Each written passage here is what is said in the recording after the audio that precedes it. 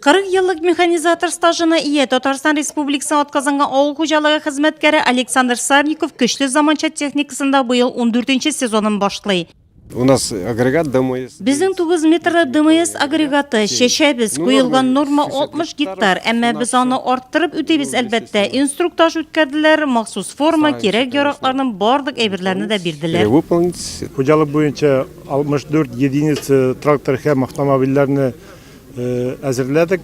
2 смена белән техниклар барысы да комплектован. 70 килограмм веществе дип әйтәбез инде хуҗалык буенча удобрение әзерләнде. Хуҗалыкта 18 меңнән артык гектарда язгы культураларын чәчү өчен барлык техникалар майлап, карап, төзекләндерелеп, тигез сафларга тезелеп куелган. 600-дән артык кеше эшли хуҗалыкта. Инвестор Әхтәм Сөләйманов барлык механизаторлар белән уртага салып сөйләшеп теләкләрен дә җиткерде. Төп игътибар хезмәтне саклауга.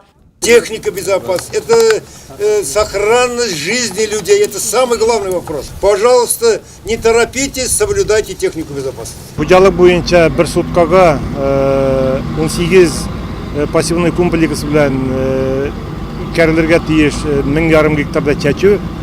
Без аны һәр ел инде 1,5 гектарны бер суткага биреп барабыз.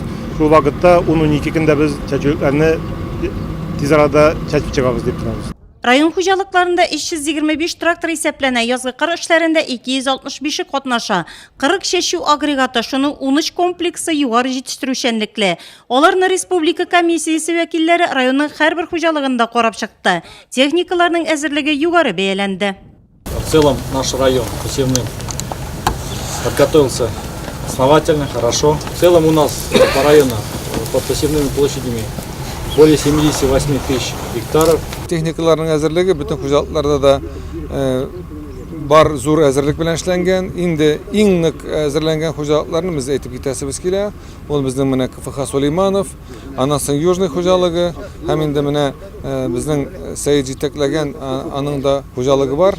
Ул Ирстиб атала, шәшүне инде тиз арада 10 көн максималь 10 көн эчендә безгә башкарып чыгарга кирәк. Аның өчен Нурлат районында bütün мөмкинлекләр дә тудырылган, инвесторлар тарафыннан да карап торабыз, механизаторлар да күзләрендә ут бар, шатка бар.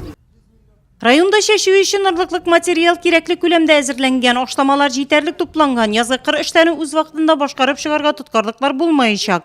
Нурлат игенчеләре быел да җиңсызганып эшкә керештеләр. Сөләйманов һәм Южный хуҗалыкларында күп еллык үләннәрне тукландыру башланды.